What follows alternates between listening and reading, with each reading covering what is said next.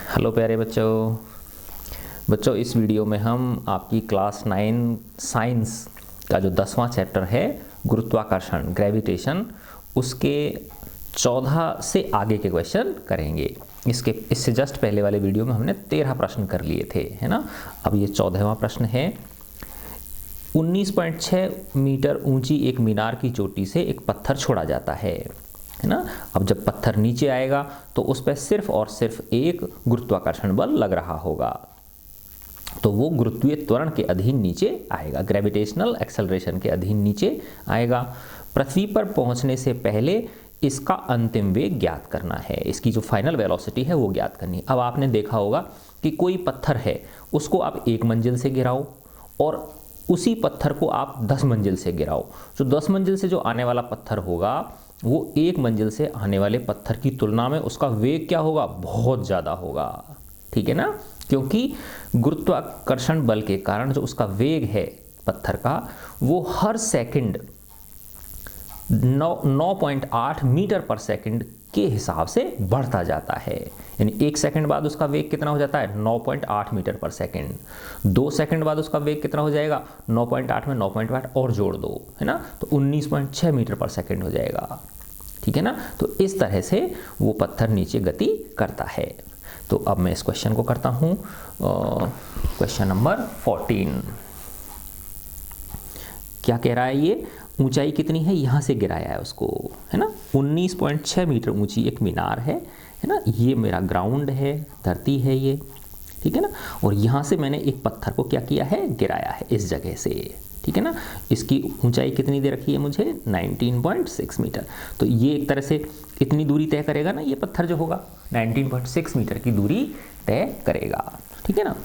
अब आप देखो इसमें हम इसका ये वेग पूछ रहा है v, है ना, और इसका जो प्रारंभिक वेग है वो कितना है बताओ, 0, क्योंकि ऊपर से हमने क्या किया था, इसको गिराया था, है ना, छोड़ा था, जस्ट पहले हमने इसको पकड़ रखा था, है ना, इसलिए इसकी जो प्रारंभिक वेग है, इनिशियल वेलोसिटी है वो 0 है ना। अब ये हमको तय की गई दूरी दे रखी है s, है ना, s कितनी दे रखी है, 19.6 मीटर। तो देखो मैं इसमें गति के 3 समीकरण होते हैं ना, v = u + at, दूसरा होता है s = ut + ½ at², और तीसरा होता है v² = u² + 2as। अब देखो हमारे पास t नहीं है तो मैं इसको भी नहीं ले सकता और इसको भी नहीं ले सकता। अब मैं कौन सा समीकरण काम में लूँगा, तीसरा, है ना, यानी v² = u² + 2as, है ना। अब देखो v अंतिम वेग मुझे ज्ञात करना है, तो v², u कितना है इसका 0, तो 0 का स्क्वायर प्लस 2a कितना है, नीचे की तरफ आ रहा है ना ये पत्थर, तो 9.8 मीटर पर सेकंड स्क्वायर हो गया, और s क्या है, ये दूरी है 19.6, तो v² = हो गया 2 × 9.8 × 19.6 को भी देखो मैं क्या लिख सकता हूँ, 2 × 9.8 लिख सकता हूँ, है ना, क्योंकि 2 को जब 9.8 से गुणा करोगे तो क्या आ जाएगा, 19.6 ही आ जाएगा। तो v² क्या हो गया, 2 का वर्ग इंटू 9.8 का वर्ग, तो v बराबर क्या हो गया, √2 का वर्ग गुणा 9.8 का वर्ग, है ना। तो अंडर रूट और वर्ग दोनों हट जाएंगे, तो 2 और 9.8, तो v कितना हो गया, 9.6 मीटर प्रति सेकंड। इस वेग से टकराएगा ये नीचे आके, ठीक है ना। अब हम नेक्स्ट क्वेश्चन करते हैं, क्वेश्चन नंबर 15। देखो 15वें प्रश्न में क्या कह रहा है, ये कोई पत्थर ऊर्ध्वाधर दिशा में ऊपर की ओर 40 मीटर पर सेकंड के प्रारंभिक वेग से फेंका गया है। g 10 मीटर पर सेकंड स्क्वायर लेते हुए ग्राफ की सहायता से पत्थर द्वारा पहुंची अधिकतम ऊंचाई ज्ञात कीजिए, है ना। नेट विस्थापन तथा पत्थर द्वारा चली गई कुल दूरी कितनी होगी, और ये कब निकालनी हमको, पृथ्वी पर वापस लौटने पर, जब वो पृथ्वी पर वापस लौट आएगा उस समय उसका नेट विस्थापन कितना होगा और उसके द्वारा नेट चली गई दूरी कितनी होगी, ये निकालना है ना। तो देखो इसको किस वेग से फेंका गया है, u 0 नहीं है, अब यहाँ u कितना है, 40 मीटर पर सेकंड के वेग से फेंका है, और g कितने की कह रहा है, ये 10 मीटर पर सेकंड स्क्वायर की कह रहा है ना। अब ये ग्राफ की सहायता से कह रहा है, ये किसकी सहायता से निकालना है हमको, ये ग्राफ की सहायता। देखो तो मैंने एक ग्राफ बनाता हूँ मैं, ठीक है ना। इधर की तरफ लूँगा मैं वेलोसिटी को और इधर की तरफ लूँगा मैं टाइम को, ठीक है ना। इधर तो मैंने ले लिया टाइम और इधर की तरफ क्या ले ली मैंने, वेलोसिटी ले ली, है ना। ये किस में होगी, मीटर पर सेकंड में होगी और ये टाइम किस में होगा, सेकंड्स में होगा, ठीक है ना।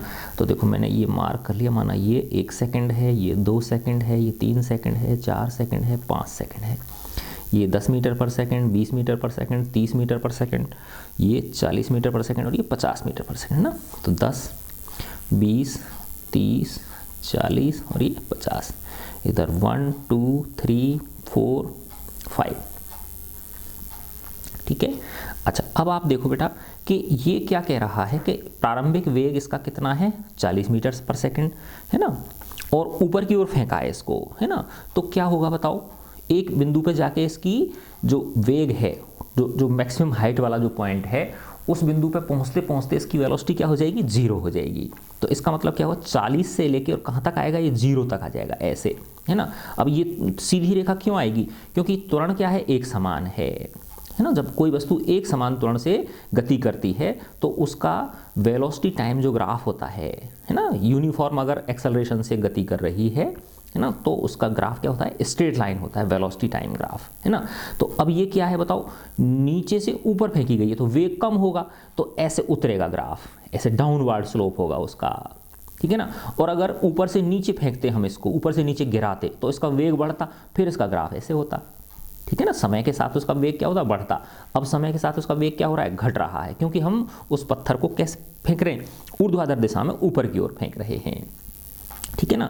तो हमको पता है बेटा कि जो वेलोसिटी टाइम ग्राफ होता है उसका जो ढाल होता है, स्लोप जो होता है, वो कितना, वो किसके बराबर होता है, गुरुत्वीय त्वरण के बराबर होता है। वो वेलोसिटी टाइम ग्राफ का जो ढाल होता है, स्लोप, वो किसके बराबर होता है, गुरुत्वीय त्वरण के बराबर होता है ना। तो ढाल क्या होता है, tan थीटा। तो देखो इसमें जब tan थीटा लूंगा मैं, है ना, तो tan थीटा बराबर क्या हो जाएगा, लंब बटे आधार। जब ऐसे आएगा कि ये आएगा तो ये माना क्या है, थीटा है, एक्स अक्ष के साथ में इसका कोण, है ना। तो tan थीटा बराबर क्या होगा, लंब बटे आधार। तो 10 कब आएगी वैल्यू, जब इधर 40 होगा और इधर की तरफ क्या होगा, 4 होगा, क्योंकि 40 में जब 4 का भाग दोगे तो क्या आएगा, 10 आएगा। समझे नहीं समझे बात। तो इसका मतलब ये 40 से लेकर यहाँ 4 सेकंड पे, है ना, इसकी 4 सेकंड बाद इसकी वेलोसिटी क्या हो जाएगी, 0 हो जाएगी, ठीक है ना। तो ये, या वैसे भी आप निकाल सकते हो, देखो v बराबर u प्लस एटी से भी आप निकाल सकते हो। v इक्वल टू क्या होता है, u प्लस एटी, है ना। अब अंतिम वेग तो क्या है इसका, 0 है, नीचे से उछाला है मैंने, और प्रारंभिक वेग कितना है इसका, 40 है ना।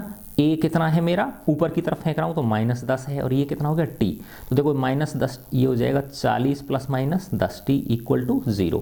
तो इधर की तरफ लाऊंगा 10t इक्वल टू क्या हो गया, 40। तो t इक्वल टू क्या आ गया, 40/10, तो यानी 4 सेकंड, है ना। इसका मतलब क्या होगा कि 4 सेकंड बाद इसका जो अंतिम वेग है वो क्या हो जाएगा, 0 हो जाएगा, यानी वो मैक्सिमम हाइट पे पहुंच जाएगा। तो कैसे भी समझ लो, tan थीटा से समझ लो, चाहे ऐसे समझ लो आप।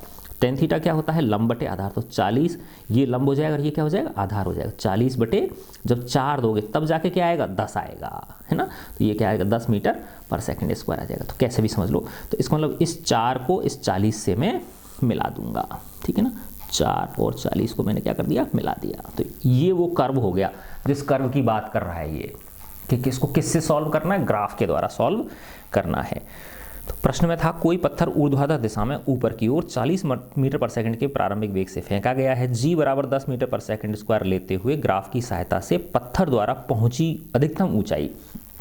अब हमको पता है कि इस ग्राफ का जो एरिया होता है, वेलोसिटी टाइम ग्राफ का जो क्षेत्रफल होता है, वो तय की गई दूरी को व्यक्त करता है ना। तो इसका क्षेत्रफल आपने ये निकाल दिया, ठीक है ना। ये जो क्षेत्रफल होगा वो किसको शो करेगा, वो ट्रेवल डिस्टेंस को। अभी ये ट्राइंगल है कि नहीं है ना। तो तय की गई दूरी, पत्थर द्वारा तय की गई दूरी, अधिकतम ऊंचाई, अधिकतम ऊंचाई, मैक्सिमम हाइट, क्या हो गया, त्रिभुज का क्षेत्रफल, ठीक है ना। तो 1/2, आधार कितना है, 4, ऊंचाई कितनी है, 40। तो इसे 2 बार कट गया, 40 दूनी 80 मीटर, ठीक है ना। कितनी ऊंचाई तय करेगा ये, 80 मीटर की ऊंचाई तय करेगा। अब आप इसको उस सूत्र से भी निकालोगे ना, s बराबर ut plus half at square, उससे भी 80 ही आएगा। देखो s बराबर ut, u किससे फेंका है हमने, 40 से, t टी कितना लग रहा है 4 सेकंड का लग रहा है ना, प्लस 1/2 ऊपर की तरफ फेंक रहे हैं तो -10 होगा, और टी स्क्वायर क्या है 4 का स्क्वायर, ठीक है ना। अब इसको मैं सॉल्व करूँगा तो 4 चौका 160 और ये हो जाएगा -5 और 4 चौका 16, 16 पंजे 80, तो 160 में 80 घटाओगे तो क्या आ जाएगा 80 मीटर आ गया। तो देखो गणितीय रूप से भी वही आंसर आ रहा है और ग्राफीय विधि से भी वही आंसर आ रहा है, ठीक है ना। तो ये ग्राफीय विधि की कह रहा था। अब मैं 16 क्वेश्चन पे आता हूँ, 16 नंबर प्रश्न पे। देखो ये कह रहा है पृथ्वी तथा सूर्य के बीच गुरुत्वाकर्षण बल का परिकलन कीजिए, यानी F निकालना है। हमको ये दे रखा है पृथ्वी का मास दे रखा है 6 × 10⁻24 kg, सूर्य का सन का मास दे रखा है द्रव्यमान 2 × 10⁻30 kg, दोनों के बीच की जो डिस्टेंस है एवरेज डिस्टेंस है 1.5 × 10⁻11 मीटर। आपको पता है 1.5 करोड़ किलोमीटर होती है ना, तो वो इतना ही होती है वो, है ना। अब इसके बीच फोर्स निकालना है, तो हमें पता है देखो दो पिंडों के बीच माना एक का द्रव्यमान m है कैपिटल M, दूसरे का द्रव्यमान स्मॉल m है, उनके बीच की दूरी d है, तो क्या होता है F बराबर g capital M small m बटे डी स्क्वायर, ठीक है ना। उस सूत्र में सिंपल इसको हम वैल्यूज़ को रख देंगे जो मान दे रखे हैं, तो तुरंत हमारा इसका आंसर आ जाएगा, है ना। तो अब मैं क्वेश्चन नंबर 16 पे आता हूँ। तो देखो F क्या होता है G कैपिटल M बटे डी स्क्वायर। तो देखो G का मान पता है हमको 6.67 × 10⁻11, ठीक है ना। मात्रक कैसे निकालते हैं, देखो F डी स्क्वायर बटे mm हो जाएगा, तो F क्या हो गया न्यूटन, डी स्क्वायर क्या हो गया मीटर स्क्वायर, और बटे mm करोगे तो किलोग्राम का स्क्वायर आ जाएगा, तो ये इसका मात्रक होता है, ठीक है। अब कैपिटल M मैंने सन का मान लिया और स्मॉल m माने अर्थ का मान लिया। तो सन का मास दे रखा है 2 × 10⁻30 kg और इसका अर्थ का मास दे रखा है 6 × 10⁻24 kg, ठीक है ना। 6 × 10⁻24 kg। आपको पता है बच्चों ये सन का मास है और ये पृथ्वी का मास है, यानी एक सूर्य में से कितनी पृथ्वी बन सकती हैं, है ना 3 लाख पृथ्वी बन सकती हैं। इसमें जब इसका भाग दे दोगे ना तो 3 लाख आएगा, है ना। इतना गुना भारी है पृथ्वी से सूर्य, 3 लाख गुना भारी है ना। लगता छोटा सा है हमको देखने में, ठीक है ना, क्योंकि डिस्टेंस बहुत दूर है ना। तभी तो आपने देखा ना ऊपर पहाड़ पे से नीचे बकरियों को देखो, है ना, तो वो ऐसे लगती हैं, वो सॉरी गाय भैंस को अगर देखोगे ना पहाड़ की ऊंचाई चोटी पे से, तो ऐसे लगती हैं गाय भैंस से बकरी है क्या, ठीक है ना। तो सन तो इतना दूर है तो इतना छोटा लगता है, तो देखो कितना बड़ा होगा ये, ठीक है। अब इसमें मैंने इसकी वैल्यू रखनी है 6.67 × 10⁻11 capital M 2 × 10⁻30 into small m 6 × 10⁻24 बटे डी स्क्वायर। डी कितनी है, हाँ डी मैंने नहीं लिखी, डी इसने दे रखी है 1.5 × 10⁻11 मीटर, तो ये डी स्क्वायर है 1.5 × 10⁻11 का क्या हो जाएगा स्क्वायर हो जाएगा। देखो इनको लिख लिया मैंने 6.67, फिर 2 लिख लिया, फिर 6 लिख लिया, नीचे 1.5 × 1.5। अब 10 की पावर को इकट्ठा कर दिया मैंने, देखो माइनस के 11 और प्लस के 30 प्लस के 24, है ना, प्लस के 30 प्लस और प्लस के 11 दूना 22, ऊपर जाके किसके हो जाएंगे माइनस के 22 हो जाएंगे। जब इसको सबको सॉल्व करेंगे हम, है ना, जब इनकी वैल्यूज़ को सॉल्व करेंगे तो ये आ जाएगा 3.57। इसको जब करोगे ना तो 3.57 आ जाएगा इंटू 10⁻22 न्यूटन, इतना बल आएगा। कितना न्यूटन बल है ये, बहुत बड़ा मात्रा है। तभी तो सूर्य पृथ्वी को अपनी तरफ क्या कर रहा है, घुमा रहा है ना। वो सूर्य का आकर्षण बल ही है जो इस पृथ्वी को चक्कर लगाने पर मजबूर कर रहा है अपने चारों ओर, ठीक है बच्चों। तो देखो इस तरह से हम इन क्वेश्चंस को बहुत आसानी से कर सकते हैं। अब अपन आते हैं क्वेश्चन नंबर 17। देखो बेटा 17वां प्रश्न क्या कह रहा है, ये बोल रहा है कोई पत्थर 100 मीटर ऊंची किसी मीनार की चोटी से गिराया जाता है। कोई टावर है वहां से गिरा रहे हैं हम इसको 100 मीटर ऊंची, है ना। देखो एक मंजिल लगभग 3 मीटर ऊंची होती है ना, तो 100 में 3 का तो लगभग 33 मीटर, है ना, 33 मंजिल ऊंची से उससे गिराया उसको, ऐसे समझ लो आप। और उसी समय कोई दूसरा पत्थर 25 मीटर पर सेकंड के वेग से ऊर्ध्वाधर दिशा में ऊपर की ओर वर्टिकली अपवार्ड फेंका उसको। कैलकुलेट कीजिए कि दोनों पत्थर कब और कहाँ मिलेंगे, है ना। तो बहुत आसान प्रश्न है ना। क्या कह रहा है ये कि एक मीनार है, एक टावर है, माना ये टावर है ना, और यहाँ से यहाँ तक ये अर्थ है, ठीक है ना, ये ग्राउंड हो गया, ठीक है ना। यहाँ से एक पत्थर को नीचे गिराया गया है ना, और इसकी ऊंचाई हमको दे रखी है 100 मीटर, इसकी हाइट कितनी दे रखी है 100 मीटर। देखो बेटा चित्र अगर बना लेते हो ना आप लोग तो बहुत चीज़ें क्या हो जाती हैं, आसान हो जाती हैं, ठीक है ना, आपको खुद को समझने के लिए भी, ठीक है ना। तो अब ऐसे समझो कि ये तो ऊपर से गिराया एक पत्थर को, तो इसको तो नीचे गिराया, और इसको क्या किया, ऊपर फेंका है एक पत्थर को, ठीक है ना। इसको मैंने मान लिया A मान लिया, और इसको वाले को मैंने B मान लिया। अब इसको गिराया है तो इसका प्रारंभिक वेग क्या है, 0 है, और इसको फेंका है तो इसका प्रारंभिक वेग 0 नहीं है, इसका U कितना है, दे रखा है इसने आपको 25 मीटर पर सेकंड, 25 मीटर पर सेकंड के प्रारंभिक वेग से इसको ऊपर फेंका है ना। अब ये कह रहा है ये कहाँ और कब मिलेंगे, कब और कहाँ मिलेंगे, है ना। मान लिया मैंने कि ये यहाँ मिले इस जगह पे, ये इस जगह पे मीट हो गए दोनों पत्थर, ये वाला पत्थर और ये वाला पत्थर। हमेशा देखो बेटा कि ये माना इसका बीच है ना, तो इस वाले जगह पे नहीं मिलेंगे, है ना, इस वाले में ये जो आधा है ना इससे जस्ट नीचे वाले मिलेंगे। क्यों मिलेंगे, क्यों, क्योंकि इसकी ऊपर जब फेंकोगे तो इसका वेग तो कम होगा, और इसका वेग क्या आएगा, नीचे आएगा तो ये बढ़ेगा, तो इसलिए ये हमेशा किस वाले रीजन में मिलेंगे, ये नीचे वाले रीजन में मिलेंगे, इस वाले में। अब मैंने इसको मान लिया कि यहाँ से यहाँ तक ये दूरी x है, ये दूरी कितनी है, x है, तो बताओ ये कितनी हो गई, 100 माइनस x हो गई कि नहीं हो गई, ये डिस्टेंस कितनी हो गई, 100 माइनस x, क्योंकि इस जगह पे आके ये पत्थर मिल रहे हैं, दोनों यहाँ मिल रहे हैं, ये है ना, ये वाला ऐसे जो आया और ये वाला ऐसे जो फेंका, है ना। अब देखो इस पत्थर ने x दूरी तय करी और इस पत्थर ने 100 माइनस x दूरी तय करी, ठीक है ना। तो इसमें हम सूत्र x है ना, अब हमसे इसको क्या निकालना, t निकालना है मुझे, सबसे पहले क्या निकालना, t निकालना है, और फिर उससे x का मान निकालना है। तो मैं सेकंड समीकरण लगा सकता हूँ ना, s equal to u t plus half a t square. अब ये a पत्थर के लिए कर रहा हूँ मैं, है ना, स्टोन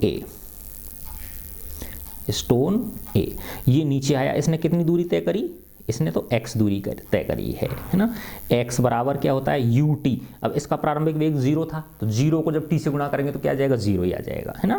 तो u 0 इंटू टी प्लस 1/2। अब ये नीचे की ओर ही गिर रहा है ना, तो इसका त्वरण क्या मान लिया मैंने, है ना, और ये खुद कितना कह रहा है, इसमें त्वरण के लिए ये नहीं बोल रहा, तो इसको कितना लूँगा मैं, 9.8 ही लूँगा, क्या लूँगा मैं, 9.8, है ना, इंटू टी स्क्वायर। तो देखो x बराबर क्या हो गया, ये तो 0 हो गया, और 9.8 को जब करोगे तो ये कितना आ जाएगा, 4.9, और ये टी स्क्वायर। ये एक समीकरण मुझे मिल गया, ठीक है। अच्छा, अब इसके लिए स्टोन बी के लिए, स्टोन बी ये जो मैंने ऊपर फेंका है, तो इसके लिए x बराबर यू टी। अब इसका u कितना है, 25 मीटर पर सेकंड है, तो 25 गुणा t मुझे निकालना है, प्लस 1/2, है ना। अब देखो इसका जो a की जगह जो गुरुत्वीय होगा, ये पत्थर ऊपर की तरफ फेंका है, तो इसको मैं क्या लूँगा, 9.8 लूँगा, क्योंकि गुरुत्वीय नीचे की ओर कार्य करता है, और हम किसको कैसे फेंक रहे हैं, ऊपर की ओर फेंक रहे हैं, इंटू टी स्क्वायर।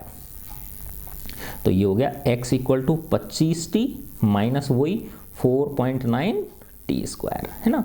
ये समीकरण क्या हो गया, 2 हो गया, ये आपका 1 हो गया। अब इस 1 का मान 2 में रख दिया मैंने, है ना, 1 का मान, समीकरण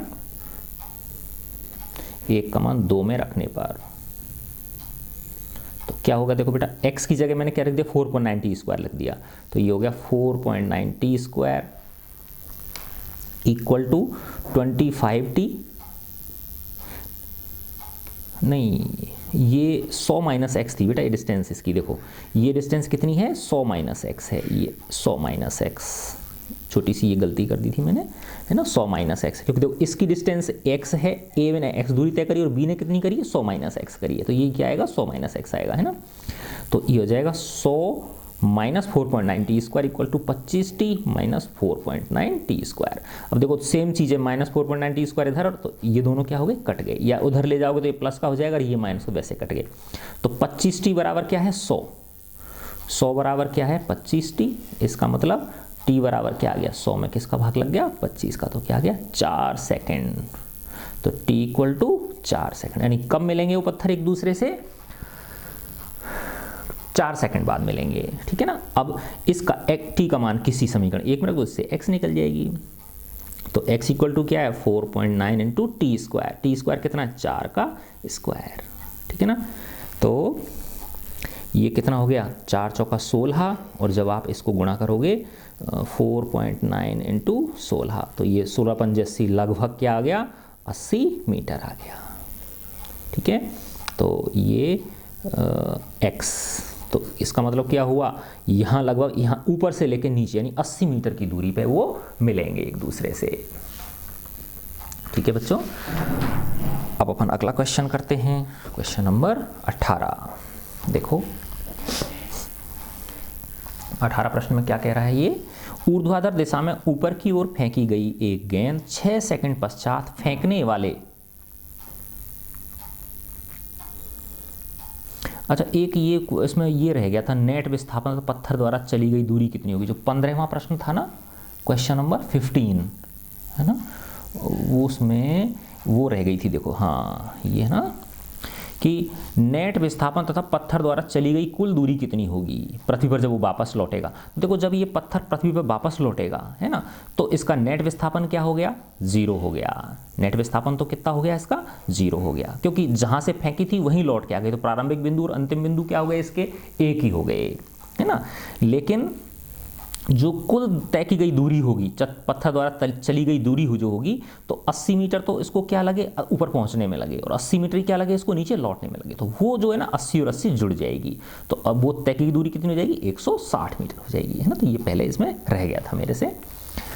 अच्छा अब इसको 18 प्रश्न को, ऊर्ध्वाधर ऊपर दिशा में वर्टिकली अपवार्ड की तरफ ऊपर की ओर फेंकी गई एक गेंद 6 सेकंड पश्चात फेंकने वाले के पास लौट आती है ना। देखो बेटा नीचे से फेंका, ऊपर गई और फिर वापस नीचे लौट के आई, तो इसमें जितना समय ऊपर पहुंचने में लगता है उसको उतना ही समय ऊपर से नीचे आने में लगता है, ठीक है ना। क्योंकि जब तक वो नीचे से ऊपर फेंकते हैं तो तेज वेग होता है, और जैसे जैसे ऊपर पहुंचती है वेग कम होता जाता है, कम होता जाता है, और लास्ट में वेग उसका 0 हो जाता है।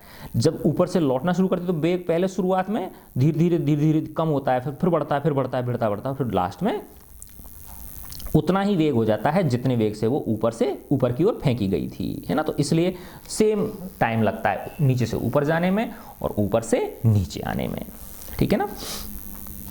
तो ये कह रहा है ऊर्ध्वाधर दिशा में ऊपर की ओर फेंकी गई एक गेंद 6 सेकंड पश्चात फेंकने वाले के पास लौट आती, तो हमको ये ज्ञात करने कि किस वेग से ऊपर फेंकी गई थी, है ना। देखो 6 सेकंड बाद लौट आती है। अब मैं करूंगा क्वेश्चन नंबर 18, है ना। यहां से देखो इस तरह से ये जमीन है ना, और ये माना मैक्सिमम हाइट है, कोई वस्तु फेंकी है ना, देखो इस तरह से फेंकी है, ये यूं गई है ना, और फिर वापस इस तरह से लौट रही है, ठीक है ना, और फिर ये वापस यहीं पे आ गई, ठीक है ना। अब ये कह रहा है 6 सेकंड, तो देखो 3 सेकंड इसको जाने के लगे और 3 सेकंड इसको आने के लगे, ठीक है ना।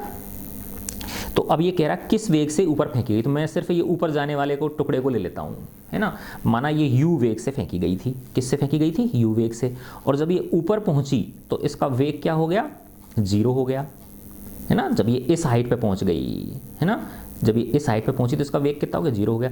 अब मैं ये वाला समीकरण लगा सकता हूँ ना, v = u + at, नीचे से ऊपर फेंकने वाली गति को देख रहा हूँ मैं, है ना। तो u और ये क्या है v, u मुझे निकालना है, v कितना हो गया 0, u मुझे निकालना है, और पत्थर ऊपर की ओर फेंका गया है, और गुरुत्वाकर्षण बल कैसे लगता है नीचे की ओर, तो a का मान कितना होता है -g होता है, तो इसको मैंने माइनस के 9.8 लिया, और ये कितना हो गया t कितना दे रखा है इसको गुणा 3, t कितना दे रखा है हमको 3 सेकंड, है ना। तो क्या हो गया 0 = u, प्लस को माइनस करें माइनस, 3 × 8 = 24, हासिल की 2, 3 × 9 = 27 और 2 = 29, है ना, 29.4। तो अब देखो इसको पक्षांतर कर दो, तो u = कितना हो गया 29.4 मीटर पर सेकेंड, ये इसका प्रारंभिक वेग निकल गया, इस प्रारंभिक वेग से फेंकी गई थी वो। दूसरा है गेंद द्वारा पहुंची गई अधिकतम ऊंचाई, यानी इसने h कितनी तय करेगा, या s जो है s = क्या होता है ut + ½ at², ये लगा दो इसके अंदर सूत्र। u अब आपका निकल आया था ना ये 29.4, t कितना समय लगा 3 सेकंड प्लस 1/2 ऊपर फेंकी है ना, तो g कितना हो गया -9.8 इंटू t² कितना हो गया 3 का वर्ग। तो 29.4 को जब मैं ये गुणा करूँगा, ठीक है ना, 29.4 को जब इससे किया तो इसको 3 से गुणा कर तो ये आ गया 88.2, ठीक है ना। और जब इसको गुणा करूंगा, इनको सॉल्व करूंगा तो ये आ जाएगा 44.1, और जब 88.2 में से 44 तो घटाऊंगा तो क्या आ जाएगा 44.1 मीटर आगे। तो ये इतनी दूरी तय कर लेगी वस्तु ऊपर पहुंचने में, ठीक है। थर्ड पार्ट है 4 सेकंड पश्चात गेंद की स्थिति कहाँ होगी, है ना। अब देखो बेटा 3 सेकंड में तो ऊपर पहुंची और 4 सेकंड बाद कहीं वापस लौट रही होगी ना, इस जगह पे लौट रही होगी वो, है ना। तो एक तरह से ये मान के चलो कि 1 सेकंड बाद इस जब ये गिराई ऊपर से तो कितनी उस पे होगी, उस दूरी को निकाल लेते हैं हम के ये वस्तु ऊपर से 1 सेकंड बाद कहाँ पे होगी, है ना। तो इसका थर्ड पार्ट जो है उसके लिए t = 1 सेकंड पे हम इसकी दूरी निकाल लेते हैं, कितनी दूरी तय कर लेगी। तो s = ut + ½ at², है ना। तो s निकालनी है मुझे, u प्रारंभिक वेग ऊपर से गिर रही है नीचे की तरफ 0 × 1 + 1/2 नीचे गिर रही है तो ये पॉजिटिव होगा 9.8 × t क्या है 1²। देखो इसको करोगे तो 0 ही आ जाएगा और ये हो जाएगा 4.9 × 1 का स्क्वायर करो तो 1 आ गया, तो 4.9 मीटर, है ना। इसका मतलब यहाँ ऊपर से लेके इस जगह पे होगी 4.9 मीटर की दूरी पे ये होगी, है ना। तो t = 4 सेकंड पश्चात, है ना, ऊपर से 4.9 मीटर नीचे की ओर होगी, ठीक है ना। ये उसकी 4 सेकंड बाद लोकेशन हमने निकाल ली। अब आते हैं हम क्वेश्चन नंबर 19। अब देखो एक कुछ थ्योरेटिकल प्रश्न है। क्या कह रहा है ये, किसी द्रव में डुबोई गई वस्तु, है ना, किसी द्रव के अंदर डुबोई गई वस्तु पर उत्प्लावन बल किस दिशा में कार्य करता है ना। तो देखो जब वस्तु को, माना ये कोई टम्बलर है पानी का, है ना, बड़ा कोई टंकी है, इसमें पानी भरा हुआ है, और जब इसमें नीचे किसी वस्तु को मैं ऐसे धकेल रहा हूँ तो उस पर ऊपर की ओर बल कार्य करता है, उसको उत्प्लावन बल बोलते हैं, है ना। तो किसी द्रव में डुबोई गई वस्तु पर उत्प्लावन बल किस दिशा में कार्य करता है, हमेशा ऊपर की ओर, तो वर्टिकली अपवार्ड, ऊर्ध्वाधर ऊपर की ओर। कैसे कार्य करेगा वो, ऊर्ध्वाधर ऊपर की ओर कार्य करेगा। अच्छा अब क्वेश्चन नंबर 20 देखो, पानी के भीतर किसी प्लास्टिक के गुटके को छोड़ने पर यह पानी की सतह पर क्यों आ जाता है ना। पानी के भीतर किसी प्लास्टिक के गुटके को यानी आपने हाथ में पकड़ा, प्लास्टिक के गुटके पर प्रेशर लगाया और उसको नीचे तक ले गए, आप उसके तले तक ले गए, टंकी के तले तक ले गए। जैसे ही आप उसको छोड़ोगे उस प्लास्टिक के गुटके को, तुरंत वो कहाँ आ जाएगा, पानी की सतह पे आ जाएगा। क्यों आ जाएगा बताओ, क्योंकि उस पर उत्प्लावन बल कैसे कार्य कर रहा है, ऊपर की ओर कार्य कर रहा है, ठीक है ना, जिसकी वजह से वो किस पे आ जाता है, पानी की सतह पे आ जाता है। पहले तो हमने क्या प्रेशर लगा के उसको रोक रखा था पानी के अंदर, ठीक है ना। तो इस वजह से वो पानी जो टंकी है उसकी भीतर की जो सतह है वहां से कहाँ जाएगा, ऊपर आ जाएगा, है ना। अब देखो क्वेश्चन नंबर 21, 50 ग्राम के किसी पदार्थ का आयतन 20 सेंटीमीटर क्यूब है। तो देखो ये द्रव्यमान दे रखा है m और ये इसका वॉल्यूम दे रखा है v।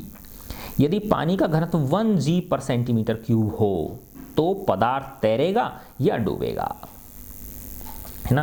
तो देखो ये क्वेश्चन मैं इसमें करके दिखाता हूं आपको। ये क्वेश्चन नंबर हो गया 21। क्या कह रहा है ये कि एक 50 ग्राम के किसी पदार्थ का, है ना, तो देखो उसका m द्रव्यमान कितना दे रखा है 50 ग्राम और उसका वॉल्यूम आयतन कितना दे रखा है 20 सेंटीमीटर क्यूब।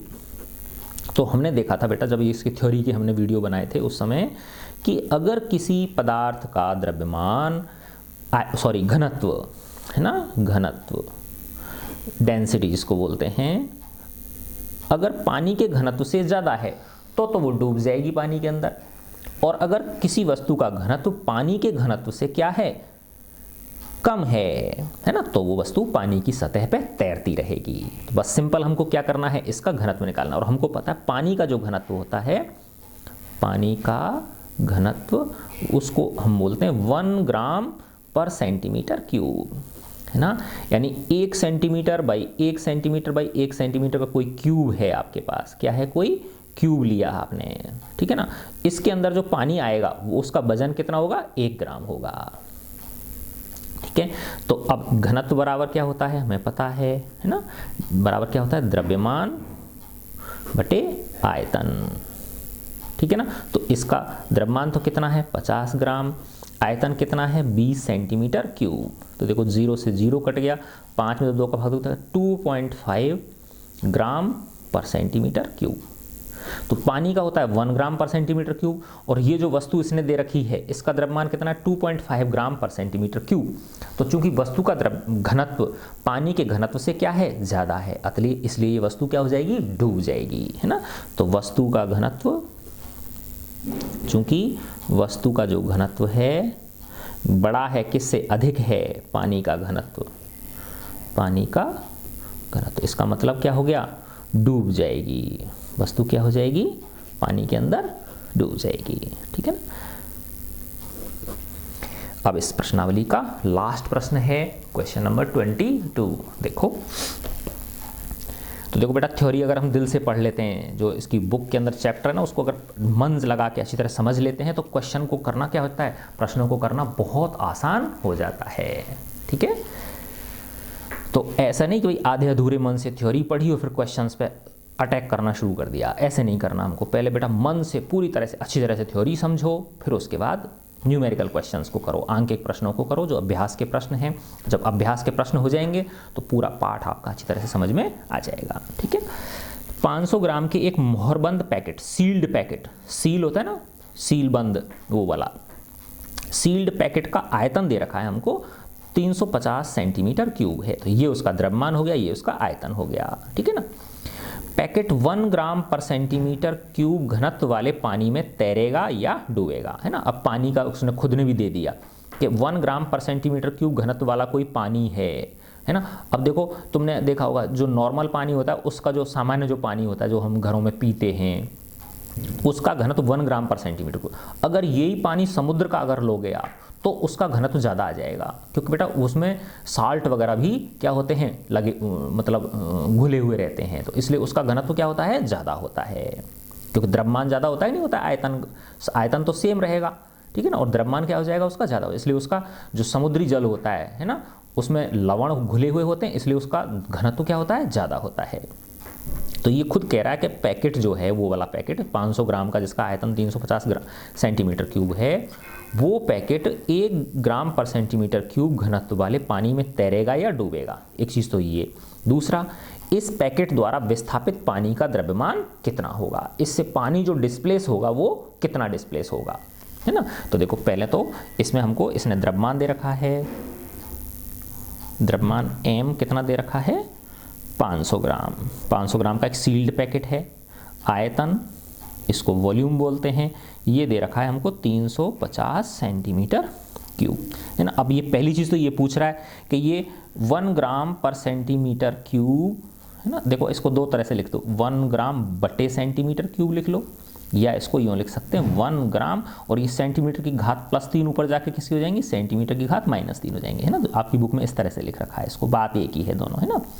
इस वाले में डूबेगा या तैरेगा, तो मैंने सबसे पहले क्या निकाला, घनत्व निकाला, डेंसिटी निकाली इसकी, घनत्व डेंसिटी, वो क्या होती है, द्रव्यमान बटे आयतन, ठीक है। द्रव्यमान कितना है 500 ग्राम, आयतन कितना है 350 सेंटीमीटर क्यूब। तो देखो, अब जब इसको काटोगे आप, एक जीरो से एक जीरो कट के 5 से काटो, 10/7, है ना। तो ये आ गया 1.7, 7 एकम 7, 3 बचे 30, 7 चौका 28, 2 बचे 20, 7 दूनी 14, 1.42 ग्राम पर सेंटीमीटर क्यूब, है ना। कितना आ गया, 1.42 ग्राम पर सेंटीमीटर क्यूब। तो जबकि पानी का कितना है, 1 ग्राम पर सेंटीमीटर क्यूब है, तो जो ये सील्ड पैकेट है इसका घनत्व कितना है, 1.42 ग्राम पर सेंट, तो इसका सील्ड पैकेट का घनत्व ज़्यादा है पानी के घनत्व से, तो इसका मतलब ये डूब जाएगा उसके अंदर। और अगर इसका इससे कम होता, 0.9 होता, 0.8 होता इस वाले का, है ना, तो ये इससे कम हो जाता तो ये तैरता उसके ऊपर, समझे ना बात, ठीक है ना। तो चूंकि वही सेम चीज इसमें है ना, the density of sealed packet sealed packet is more than the density of water. Density of water. So the sealed packet will sink, है ना, sink यानी डूब जाएगा, will sink in the water. ठीक है ना। अच्छा, अब ये है कि ये पानी कितना डिस्प्लेस करेगा, विस्थापित पानी का द्रव्यमान, है ना। तो देखो 1 ग्राम का 1 सेंटीमीटर क्यूब, पानी का क्या है 1 ग्राम पर सेंटीमीटर क्यूब, यानी 1 सेंटीमीटर क्यूब का द्रव्यमान कितना है 1 ग्राम है। तो इसका आयतन कितना है 350 सेंटीमीटर क्यूब है, तो कितना पानी डिस्प्लेस करेगा 350 ग्राम पानी डिस्प्लेस करेगा, है ना। देखो कि 1 सेंटीमीटर क्यूब पानी का द्रव्यमान कितना होता है 1 ग्राम होता है, और इस सील्ड पैकेट का द्रव्यमान कितना है 300, वो आयतन कितना है 350 सेंटीमीटर क्यूब। तो ये कितना पानी डिस्प्लेस करेगा 350, जब 1 सेंटीमीटर क्यूब 1 ग्राम है तो 350 सेंटीमीटर क्यूब कितना हो गया 350 ग्राम हो गया, है ना। तो विस्थापित पानी का द्रव्यमान, विस्थापित पानी का द्रव्यमान कितना हो जाएगा 350 ग्राम, क्योंकि देखो 1 ग्राम 1 सेंटीमीटर क्यूब का कितना है 1 ग्राम, तो इसका आयतन कितना है 350 सेंटीमीटर क्यूब, 350 सेंटीमीटर क्यूब कितना होगा 350 ग्राम हो गया। ठीक है, तो इस तरह से आपकी प्रश्नावली के सारे 22 जो अंकित प्रश्न हैं वो हमने कर लिए हैं। ठीक है बच्चों, इसी तरह से मन लगा के पढ़ते रहो। God bless you all.